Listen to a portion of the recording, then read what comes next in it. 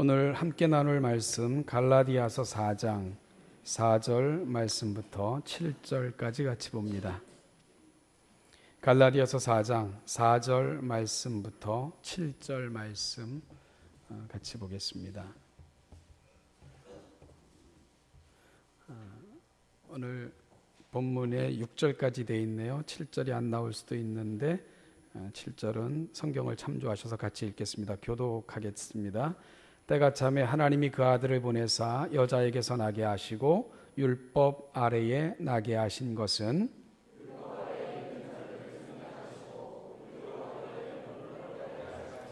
너희가 아들이므로 하나님이 그 아들의 영을 우리 마음 가운데 보내사 아빠 아버지라 부르게 하셨느니라. 그러므로 내가 이후로는 종이 아니요 아들이니 아들이면 하나님으로 말미암아 유업을 받을 자니라. 아멘. 얼마 전에 아주 오래간만에 가족들과 함께 7번 방의 선물이라는 영화를 한번 봤습니다. 아주 감동적인 영화였는데요. 스토리는 너무너무 단순했어요. 장성하여 변호사가 된 딸이 억울하게 죽은 아빠의 누명을 벗겨주고자 법정에 서는 그런 이야기였습니다. 그 영화는 법정에서 아버지를 변호하는 딸의 이야기에 현실감을 더해주기 위해 억울하게 죽은 아빠와 딸의 이야기를 과거로 돌아가서 재현하는 방식으로 그렇게 처리함으로 극적인 효과와 감동을 더해주는 그런 기법으로 영화를 진행을 했습니다. 지능이 조금 모자랐던 아빠와 그 사랑하는 딸, 자신이 죽는 것이 그토록 사랑하는 자신의 딸을 위한 것이라고 설득하는 그 고위 공무원들의 음흉한 흉기 앞에 이 좌우를 바로 분별할 수 없었던 아빠는 자신이 모든 죄를 뒤집어 쓰고 죽어가게 되지요. 오직 딸을 사랑한다는 이유 하나 때문에, 그것이 그 딸을 위한다는 그러한 말 한마디 때문에 말입니다. 그 과정을 지켜보았던 경찰은 그렇게 해서 그 아버지는 사형을 당하게 되고요. 그렇게 아버지를 억울하게 빼앗긴 고아가 된 그 아버지의 딸을 양녀로 이렇게 삼아서 양육을 했고요. 그 딸은 장성하여 변호사가 되었고, 변호사가 된 딸은 그 아빠의 누명을 벗겨준다는 그런 이야기입니다. 이 단순한 스토리가 어찌 보면 그 죄수들이 모여 사는 7번 방을 배경으로 갖가지 에피소드와 어우러져 우리 가운데 참 큰 감동을 주었던 그런 영화였습니다. 그래도 저는 이 영화를 보면서 조금 다른 각도에서 좀 생뚱맞은 그런 그 상상을 해보았습니다. 졸지에 그 아빠를 잃은 그 어리고 불쌍한 딸, 홀로 남겨진 그 아이에게 일어난 그 일 중에 가장 놀라운 선물은 뭐였을까? 그것은 이 사건을 처음부터 끝까지 이렇게 지켜보면서 안타까워했던 그 자식이 없던 그 경찰관이 그 아이를 자기의 딸로 삼은 것 아니겠는가, 이런 생각을 한번 해보게 됐습니다. 그것은 홀로 남겨진 딸에게는 사실은 가장 대단한 사건인 것이지요. 물론 그 경찰관은 그 아이를 이렇게 고아원에 보내고 혹은 보호기관에 송치해서 뭐 자주 찾아가 보기도 하고 혹은 선물을 보내주기도 하고 뭐 후원금도 보내면서 극진하게 그렇게 돌볼 수도 있었을 것입니다. 그리고 그 아이는 뭐 그런 여러 기관과 여러 도움의 손길들을 통해서 입양되어 자란 것만큼의 훌륭한 인격체로 자랄 수도 있을 것이라는 것을 우리가 부정하지는 않습니다. 그러나 그 둘 사이, 자식으로 입양되는 것과 단순히 도움을 받는 것 사이에는 분명한 차이가 있지요. 여러분, 그것이 뭐겠습니까? 유업의 차이가 있는 것입니다. 아버지의 자식이 되는 순간 그에게는 놀라운 특권이 생기게 되는데, 바로 유업으로 받을 수 있는 특권이 주어지게 되는 것입니다. 그것은 그냥 좋은 일이 일어나고 보호를 받는 것과는 전혀 다른 개념의 이야기라는 것을 알게 되는 것이지요. 그것은 단순한 돌봄과 도움을 통해서는 결코 주어지지 않는 것입니다. 12월 우리가 더 스피릿 오브 크리스마스, 성탄의 정신을 주제로 그렇게 12월 한 달을 우리가 함께 보내고 있습니다. 이 땅에 오신 예수님의 진정한 정신을 기억하면서 바로 우리 삶의 내용이 성탄의 정신이 되기를 바라고 우리가 새벽마다 이 일을 위해 기도하고 있고요. 그리고 또한 작은 선물 상자라도 만들어 보면서 이 마음을 가슴에 담기를 그렇게 갈망하면서 우리가 12월 한 달을 보내고 있습니다. 저는 지난주에 요한계시록의 말씀을 통해서 예수님께서 이 땅에 오신 이유를 요한의 눈물을 씻겨주시고자 했던 그 마음을 통해서 한번 접근해보는 그런 시간을 가졌었습니다.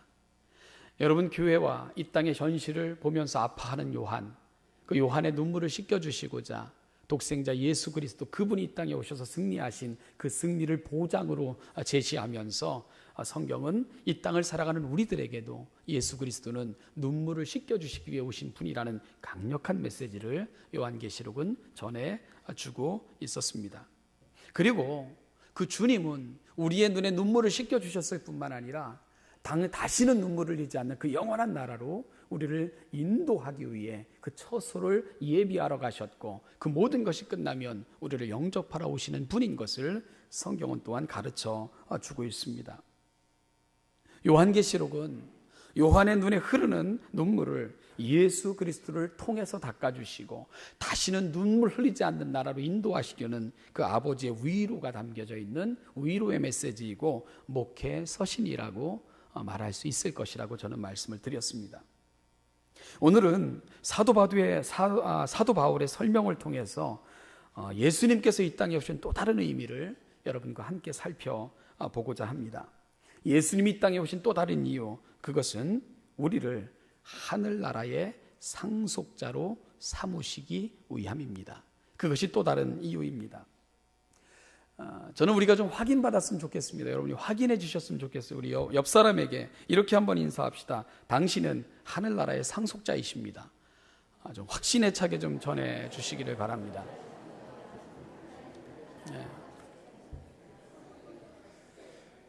예, 확신 있게 말씀해 주시든가요? 그 마음이 전달이 되셨습니까? 사도 바울은 이 사실을 이렇게 설명을 합니다.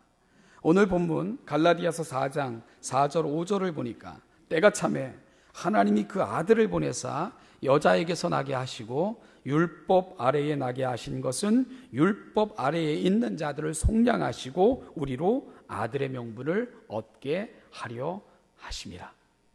아들의 명분을 얻게 하시기 위해서 예수 그리스도께서 오셔서 율법의 저주를 친히 감당하셔서 우리를 그 모든 저주로부터 해방시켜 주셨다고 설명하고 있습니다. 하나님께서 하나님의 영원한 계획과 섭리 가운데서 이 땅에 그 아들을 보내주셨습니다. 그리고 이 땅에 오신 예수님은 우리 죄의 대가를 지불하시고자 그분이 친히 십자가의 제물이 되셨고요. 그러므로 말미암아 우리는 율법의 모든 저주로부터 해방받을 수가 있었습니다. 또한 부활하심으로 말미암아 우리에게 임한 그 구원이 영원으로 향하고 있다는 것, 영원히 우리 가운데 주어졌다는 것을 부활을 통해서 우리 주님은 확인해 주셨습니다. 십자가와 부활은 우리가 율법의 저주로부터 해방되었다는 것과 그 생명이 여전히 우리 속에서 영원히 활동하고 있다는 것을 보여주셨던 너무 놀라운 사건인 것을 알게 되는 것이지요. 이것이 우리에게 되어진 놀라운 은혜입니다. 그런데 하나님께서 이렇게 하신 궁극적 이유, 가장 큰 이유가 무엇일까? 오늘 사도 바울은 그것을 설명해 주고 싶어 하는 것입니다. 예수님께서 이 땅에 오심은 단순히 우리를 불쌍히 여기셔서 긍휼히 여겨주셔서 우리에게 은혜를 베푸신 사건의 의미를 훨씬 더 넘어선다는 것입니다. 사도 바울은 더 대단한 사실, 더 대단한 목적을 저와 여러분들에게 알려줍니다. 그것이 바로 5절 후반절입니다. 우리로 아들의 명분을 얻게 하려 하심이니라. 우리로 아들의 명분을 얻게 하려 하심이니라. 이것이 예수님이 이 땅에 오신 가장 궁극적이고 그리고 최종적 목표 지점인 것을 사도 바울은 알려주고 있는 것이지요. 독생자를 이 땅에 보내셔서 죽게 하신 이유, 그것은 우리로 아들의 명분을 얻게 하시려는 것. 하나님은 가장 귀한 것을 내어주시는 방식으로 우리를 하나님의 곁으로, 자녀의 자리로 그렇게 부르고 계셨던 것입니다. 종교개혁가인 마르틴 루터는 그의 갈라디아서 강해에서 이 개념을 즐거운 교환이라, 이런 개념으로 설명을 했습니다. 즐거운 교환. 십자가에서 인간의 죄와 하나님의 의가 교환이 되는데 하나님은 그것을 즐겁게 그 거래를 마치셨다. 이런 개념으로 루터가 설명을 하고 있는 것이죠.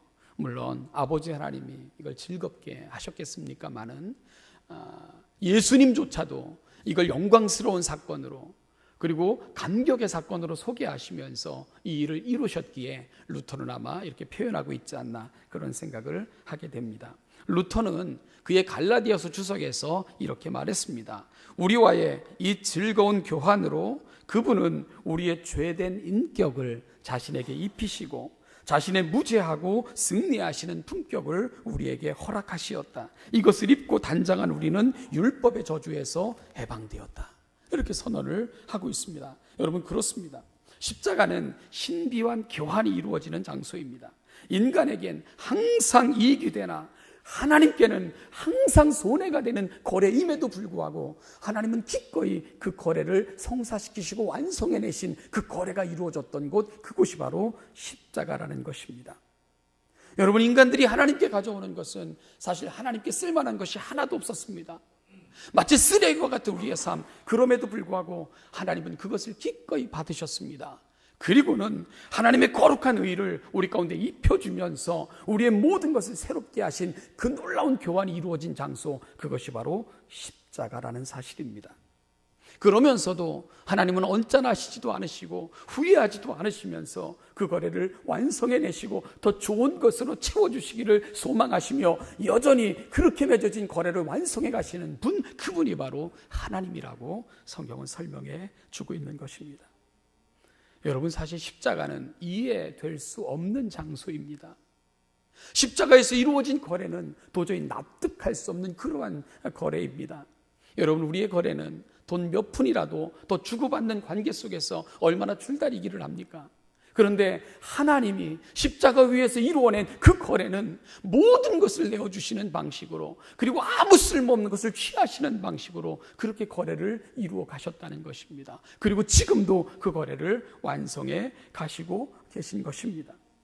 십자가는 이해할 수 없는 것, 십자가는 논리가 통하지 않는 곳, 역설과 아이러니가 가득한 곳, 그럼에도 불구하고 그곳은 모두에게 기쁨과 감격이 있는 곳, 하나님은 그 거래를 십자가 위에서 해내셨던 것입니다.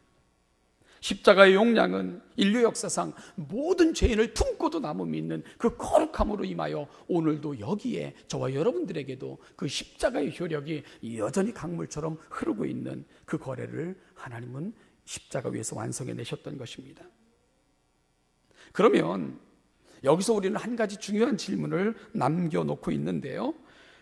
그러면 우리가 하늘의 상속자가 되었다는 것을 어떻게 확인받을 수가 있는가? 그 문제입니다. 과연 나는 하늘의 상속자인가? 오늘 6절에서 사도 바울은 하늘의 상속자인가 아닌가를 판별할 수 있는 아주 분명한 조건을 제시하고 있는 것을 우리가 볼 수가 있게 됩니다. 우리 6절입니다. 같이 읽겠습니다. 시작. 너희가 아들이므로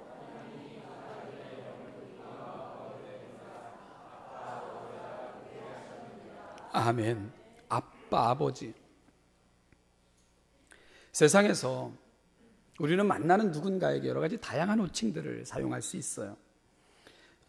우리는 식당에서도요, 모르는 아줌마지만 만나면 반찬이라도 더 얻을까 이모라고 부르기도 하고요. 또 어떤 사람은 언니라고 부르기도 합니다. 나이가 어린데도 언니라고 부르기도 합니다. 장인 장모님, 사실은 법적인 관계지 않습니까? father-in-law, 그러니까 법적인 아버지인데도 우리는 아버님, 어머님이라고 그렇게 부르기도 합니다. 그런데 거기까지라는 거예요. 가장 긴밀한 관계, 그리고 태생적 관계가 아니고서는 누구를 향해서 아빠라고 부를 수는 없는 것입니다. 물론요, 그렇게 부르는 사람도 있기는 있어요.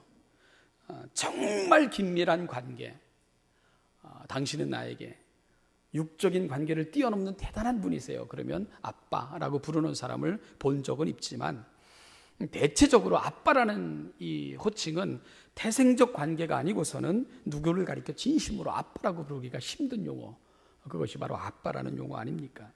아빠라고 부르고 싶어도 사실 그거 잘 안 되는 용어잖아요. 왜 그렇죠? 이는 태생적인 개념이며 가장 친밀한 호칭이고 가장 확신에 찬 그런 호칭이 바로 아빠이기 때문에 그런 것입니다.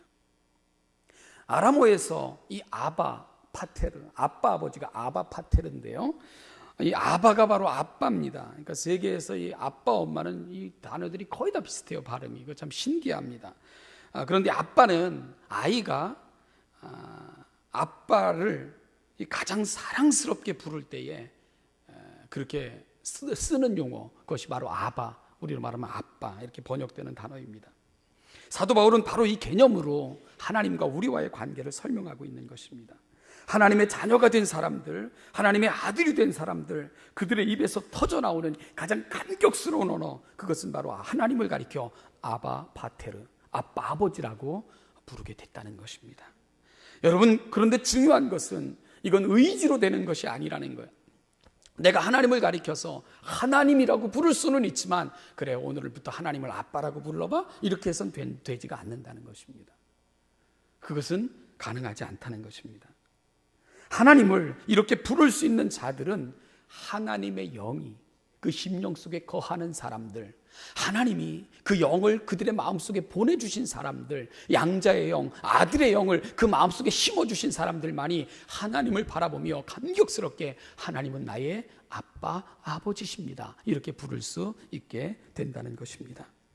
하나님께서 나를 아버지로 부르거라 허락하신 사람들만 하나님을 아빠, 아버지라 이렇게 부를 수 있다는 것입니다. 사실 이 호칭을 하나님께 처음 사용하신 분은 예수님이십니다. 마가복음 14장 36절에서 예수님은 이렇게 기도하셨습니다. 이르시되 아빠 아버지여, 아버지께는 모든 것이 가능하오니 이 잔을 내게서 옮기시옵소서. 그러나 나의 원대로 마옵시고 아버지의 원대로 하옵소서. 그리고 예수 그리스도께서는 바로 그분의 아빠 아버지를 우리에게 아빠 아버지로 소개하고 있는 것입니다. 그래서 오늘 본문 갈라디아서 4장 6절과 그리고 로마서 8장 15절에서 사도 바울은 이렇게 고백합니다. 너희는 다시 무서워하는 종의 영을 받지 아니하고 양자의 영을 받았으므로 우리가 아빠 아버지라 부르짖느니라. 이 부르짖는다는 거 너무 감격스러워서 너무 감동적이어서, 하나님 당신은 나의 아빠 아버지십니다, 나의 아빠 아버지, 그렇게 부르짖으며 감격해 한다는 것을 설명해 주고 있습니다. 하나님을 가리켜 아빠, 아버지라고 부를 수 있는 자들에 대해 갈라디아서는 그 아들의 영을 받은 자들만 그렇게 할 수 있다고 설명하고 있고요, 로마서에서는 양자의 영을 받은 사람들만 하나님을 가리켜 아빠, 아버지라 부르짖을 수 있다고 가르쳐주고 있습니다. 여러분, 그 아들의 영, 양자의 영 같은 개념입니다. 결국 예수 그리스도를 통해 우리는 놀라운 은혜를 누리게 된 것입니다. 그것은 예수님께서 아빠 아버지라고 부르는 그 하나님을 우리 역시 아빠 아버지로 부르게 된 것입니다. 그 순간 우리는 한 가족이 되는 것입니다. 예수님은 우리 형님이 되시는 것이고요, 우리는 같은 아버지를 아빠로 부르는 그런 친밀한 관계가 형성되게 된 것입니다. 그래서 예수님조차도 내가 너희를 종이라 칭하지 않는다, 너희를 형제라 칭하노라. 예수님께서도 우리를 형제로, 왜냐하면 내 아빠 아버지, 너희 아빠 아버지, 예수님은 그렇게 소개하고 계시기 때문에 그런 것입니다. 여러분, 대단한 의미 아닙니까? 이 사실에 대해서 사도 바울은 다시 7절에서 이렇게 설명을 해요. 그러므로 네가 이후로는 종이 아니요 아들이니. 예, 그렇습니다. 예수 그리스도 안에서 우리가 그 믿음의 고백으로 하나님 앞에 나아가는 순간 우리는 더 이상 세상과 죄의 종이 아닙니다. 하나님의 거룩한 아들입니다. 따라서 아들이면 그 하나님을 아빠 아버지라고 부르게 되는 것이고, 아빠 아버지라고 부르는 자들에게 주어진 가장 놀라운 특권이 있다면 하나님으로 말미암아 유업을 받을 자니라, 유업을 받게 됐다는 것입니다. 이건 하나님이 우리를 사랑하세요. 하나님이 우리를 긍휼히 여기세요. 하나님이 우리를 불쌍히 여기세요. 독생자를 보내주시면서까지 우리를 사랑하셨어요라는 개념을 훨씬 넘어서는 개념입니다. 우리가 하나님의 아들이 됐다는 거예요. 그 개념 속에는 하나님의 나라를 기업으로 받는 유업이 보장되어 있다는 이 놀라운 사실을 사도 바울은 전해주고 있는 것입니다. 우리는 수요일마다 베드로전서를 강의하고 있습니다. 베드로서는 사도 베드로가 신앙의 이유로 자신들이 살았던 삶의 거처를 떠나 각지로 흩어진 그곳에서 흩어진 나그네로 살아갈 수밖에 없는 자들에게 준 편지라고 그렇게 소개를 했습니다. 여러분, 신앙의 이유 때문에 삶의 자리를 박탈당하거나 견딜 수 없어 떠나 외국에서 외국인으로 나그네로 살아가는 사람들, 그들에게 가장 필요한 게 뭘 것 같습니까? 아이덴티티, 나는 누구인가, 나의 존재감, 이런 것들이 가장 중요했을 것입니다. 베드로는 바로 그 사실을 가장 먼저 설명해 주고 싶어 합니다. 너희들은 비록 이방인들 가운데 낯선 땅에서 외국인으로 살고 있지만 하나님의 소유된 백성이며 거룩한 나라며 그리고 왕같은 제사장으로 하나님이 삼아 그렇게 하나님의 특별한 소유로 삼으신 바로 그들이 너희란다. 베드로는 그 사실을 흩어진 나그네로 살아갈 수밖에 없는 그 땅이지만 그럼에도 너희들의 신분은 이거야, 이 사실을 제시하고 있습니다. 비록 이 세상에서는 흩어진 나그네로 살지만 그들은 이 세상 사람과는 또 다른 신분이 있다는 것을 확인해 주고 있는 것이지요. 그것이 뭡니까? 하늘나라의 시민권입니다. 여러분, 그러면 이 말이 완전히 달라지는 거예요. 생각해 보십시오. 그들이 거처를 떠나 어느 낯선 땅에 가서 외국인이며 나그네로 사는 거예요. 그런데요, 중요한 것은 그 땅에 이미 살던 사람들이든 아니면 흘러 들어와서 살던 사람들이든 흘러 들어와서 사는 사람들이든 모두가 다 그 자리를 떠날 수밖에 없다는 것입니다. 그렇잖아요? 아무리 좀 오래 살았다고 해서 그곳을 영원히 점하며 살아갈 수 있는 육체는 세상에 아무도 없지 않습니까? 그러면은 나중에 차이가 생겨나는 것입니다. 비록 흩어진 나그네로 살았지만 하늘의 시민권이 있는 자들은 돌아갈 자리가 있는 거예요. 그러나 그 땅에서 주인 노릇하며 살았지만 하늘의 시민권이 없는 사람들은 돌아갈 자리가 없는 거예요. 여러분, 해가 져서 아이들이 함께 놀다가 집으로 돌아갈 곳이 있는 아이와 돌아갈 곳이 없는 아이, 누가 더 불쌍한 아이겠습니까?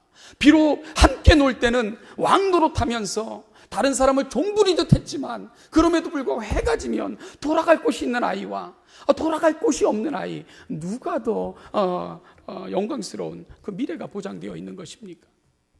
사도 베드로가 바로 그 사실을 이야기해 주고 있는 것입니다. 비록 흩어진 나그네로 살지만 그들에게는 영원한 기업이 예비되어 있다는 것을 늘 말씀해 주고 싶어 합니다. 그래서 베드로 사도는 베드로전서 1장 4절에서 썩지 않고 더럽지 않고 쇠하지 아니하는 기업을 잊게 하시나니 곧 너희를 위하여 하늘에 간직하신 것이라.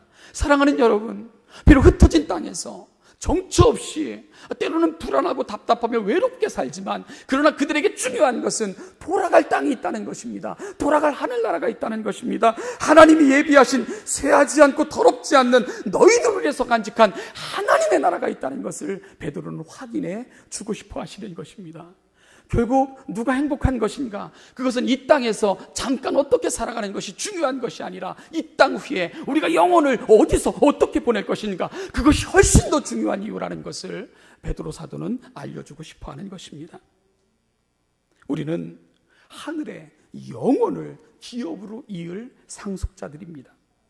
따라서 베드로 사도는 비록 이 세상에서는 외국인이요 잠시 지나가는 나그네로 살지만 결코 기죽거나 낭망하거나 좌절하거나 오히려 그렇게 살지 말고 오히려 하나님께서 우리 가운데 맡겨주신 일들을 감사함으로 감당하는 자들이 되라고 가르쳐주고 있습니다. 왜냐하면 우리는 돌아갈 곳이 있는 사람들, 예비한 그 나라, 받을 유업이 있는 사람들인 것을 우리가 알기 때문에 그런 것입니다. 하나님은 그렇게 우리를 이 땅에 또한 제사장으로 그렇게 부르셨다고 베드로는 설명해냈다는 것을 우리가 나누었습니다. 베드로는 우리를 이 땅에 잠깐 두신 이유, 그 이유를 설명합니다. 그 이유가 뭡니까? 제사장으로 삼기 위해 우리를 제사장으로 부르셔서 이 땅에 잠시 머물게 하셨다는 것입니다. 이 제사장 직분을 설명하기 위해 베드로 사도는 베드로전서 2장 5절에서는 거룩한 제사장이라는 말을 사용하고 있고 2장 9절에서는 왕 같은 제사장이라는 개념을 사용하고 있다는 것을 말씀을 드렸지요. 제사장은 하나님 앞에서 늘 두 가지 사실을 확인해야 됩니다. 하나는 나의 성결입니다. 그리고 또 한 가지는 백성의 성결입니다. 그 일을 위해 제사장은 부름을 받은 것입니다. 사랑하는 여러분, 그래서 그들의 펜은 항상 여호와의 성결이라는 것을 늘 가슴에 담고 그렇게 써붙이고 살았던 사람들이 제사장입니다. 하나님 앞에 자신의 제사가 받으실 만한 신령한 제사가 되길 원한다면 하나님 앞에서 거룩해야 됩니다. 바로 거룩한 제사장이 될지니라, 그 의미입니다. 그렇게 거룩한 제사장이 됐을 때 하나님은 우리에게 왕 같은 제사장이 되기를 원하시는 것입니다. 세상에 하나님의 나라, 그 거룩함, 그 영광을 보여주고 선포하며 이 세상의 구원과 심판을 선포하는 왕 같은 제사장으로 저와 여러분들을 이 세상에 남겨놓으신 것입니다. 우리는 거룩한 제사장인가 동시에 왕 같은 제사장들인 것입니다. 사랑하는 여러분, 이것이 오늘 우리가 여기에 살지만 결코 놓치지 말아야 될 우리 자신의 자존감이고 우리가 붙들고 살아야 될 나는 누구인가에 대한 분명한 대답입니다. 하나님께서는 하나님의 때를 따라 독생자를 이 세상에 보내셔서 우리를 구속하심으로 거룩한 그 나라를 상속받을 하나님의 자녀로 삼아 주셨습니다. 우리는 이 세상을 떠나면 그 영원한 나라, 그 나라의 모든 것을 기업으로 받을 약속이 보장되어져 있는 사람들입니다. 하나님은 그런 우리에게 이 땅에서는 잠시 동안 이 세상의 그 아름다움을 미리 보여주는 제사장의 역할을 감당해달라고 우리를 거룩한 제사장이요 왕 같은 제사장으로 오늘 여기 앉혀놓으신 것을 또한 잊지 않기를 간절히 소망합니다. 제가 군 시절에 군목과 이 군종으로 만났던 그런 분과 우연히 이렇게 소식이 닿게 됐습니다. 그분도 전역을 해서 지금은 감리교 교단에서 이렇게 그 교단 지원 센터장으로 그렇게 이제 근무하고 계셨습니다. 근데 지금 필리핀에 가 계시더라고요. 몇몇 그 지원단과 함께 필리핀 구호를 위해서 떠나 있던데 그분이 그저께 그 페이스북에 이렇게 그 딸이 뭐 졸업 미대를 다니는데 이제 졸업 작품전을 하는데 필리핀에 나가 있기 때문에 그 작품전에 참여 못하는 그 아쉬움을 이렇게 글로 잠깐 남기면서 이런 글을 써놨더라고요. 힘든 일상, 고단한 시간, 그야말로 이곳은 전쟁터보다도 더 끔찍한 현장이며 물 한 모금조차 귀한 곳이다. 땀 흘리며 잠시도 쉴 틈 없이 일하면서도 행복해하는 동료들을 격려하면서 힘들지 않느냐고 물으니 그래도 우리는 돌아갈 보금자리가 있잖아요 라고 대답을 한다. 돌아갈 가정과 조고, 이것이 오늘을 견디게 하는 힘이다. 이렇게 썼더라고요. 사랑하는 여러분, 이 땅에 오신 주님은 우리가 그분을 믿을 때 우리를 율법의 저주에서 해방시켜 주셨습니다. 그리고 하나님의 거룩한 자녀로 우리의 신분을 바꾸어 주셨습니다. 그 의미는 사랑하는 여러분, 복을 받는다는 의미를 넘어서는 것입니다. 바로 이 땅에 살지만 때론 고민하며 아파하며 살지만 우리는 돌아갈 나라, 영원히 누릴 기업, 그리고 보장된 그 천국이 저와 여러분들에게 남아있다는 그 거대한 의미가 그 개념 속에 숨어 있다는 것을 잊지 않으시기를 바랍니다. 이제 그 나라의 시민답게 하나님 앞에서는 거룩한 제사장으로, 세상을 향해서는 비굴하거나 세상의 뒤를 쫓기 급급하거나 이 세상에 누리는 모든 것들을 부러워하면서 야곱이 우물을 파며 쫓아가서 뺐던 그런 삶이 아니라 하나님을 믿으면서 절적으로 신뢰하면서 그 하나님의 영광을 보여줬던 사람들처럼 이 땅을 살아 하나님의 영광을 충만히 드러내고 이 세상을 구원도 하고 심판도 하는 왕같은 제사장의 사명을 다 감당하고 살아가시는 하늘의 시민들 다 되시기를 주님의 이름으로 축복합니다. 하나님은 여러분을 왕같은 제사장이라고 명하고 계십니다. 세상의 심판, 복, 세상이 누릴 그 영혼을 여러분의 손에 책임져 주신 것입니다. 여러분이 선포할 때 세상이 여러분의 복음을 받으면 그들은 영원에 참여하지만 여러분의 입을 통해서 선포되는 그 말씀을 거부하면 그들은 하나님 나라에 참여하지 못하는 것입니다. 왜? 여러분들은 왕같은 제사장이기 때문에 그런 것입니다. 12월 이성탄을 기대하는 계절, 거룩한 제사장으로, 왕같은 제사장으로 이 계절을, 또는 우리의 남은 생애를 살아 하나님을 뵐 때 감격과 기쁨으로 아빠 아버지라 부르며 그 품에 안길 수 있는 하나님의 거룩한 백성들 다 되시기를 주님의 이름으로 축복합니다. 그 은혜가 우리의 삶 속에 임하기를 다시 한번 기원합니다. 기도하겠습니다. 하나님 아버지, 은혜와 사랑을 감사합니다. 아무 자격 없는 우리, 마치 살아가는 삶이 쓰레기를 방불케 하듯 참 더럽고 오염된 우리이지만 이 모든 우리의 넝마주의의 옷 같은 것을 벗겨내시고 아름다운 의의 옷을 입히셔서 나의 아들이라, 나의 상속자라 불러주신 하나님께 감사와 찬송과 영광을 돌려드립니다. 하나님, 우리가 잠시 세상에 살지만 이 땅이 영원한 나라가 아니라 나그네로 사는 것이며 영원한 하나님의 나라를 바라보며 이 땅에서는 왕같은 제사장으로 부름받아 살고 있다는 것을 결코 잊지 아니하고 왕처럼, 제사장처럼 하나님의 사명 감당하다가 영화로운 그 나라에서 그 영광에 다 참여할 수 있는 우리 신원예담교회 모든 성도들이 되도록 은혜 위에 은혜를 더하여 주시옵소서. 성탄의 아름다운 의미를 되새기며 의미를 보여주며 의미를 만들어내는 하나님의 자녀들로 살아가는 하나님의 거룩한 백성들이 되게 하여 주시옵소서. 감사드리며 예수님의 이름으로 기도하옵나이다. 우리 죄 때문에 이 땅에 오셔서 친히 몸으로 제물 삼아 영원한 속죄의 제사를 드리시고 우리를 구속하셔서 하나님의 품에 아름다운 자녀의 자리로 앉혀놓으시고 우리를 형제라 부르신 우리 주 예수 그리스도의 은혜와 그 아들 안에서 이룩하신, 시작하신 그 착한 일을 지금도 이루어 가시는 우리 아버지 하나님의 은총과 그 은혜가 우리의 은혜 되게 하시고자 우리 삶 가운데 때가 참의 날마다 찾아오시고 그 은혜를 적용하시며 오늘까지 이루어 가시는 성령 하나님의 은혜가 오늘 이 땅에 부름받은 거룩한 제사장이요, 왕같은 제사장이요, 이 땅에 하나님의 나라를 보여주는 자요, 기업을 물을 자로 이 땅을 살아 하나님을 영화롭게 하다가 그 영광의 나라에서 왕같은 하나님을 아버지라 부르며 기뻐하는 그날까지 이 사랑하는 모든 성도들과 그들의 가정과 살아가는 모든 삶 속에 이 은혜와 은총이 지금부터 영원까지, 그 영원까지 함께 하시기를 축원하옵나이다. 아멘.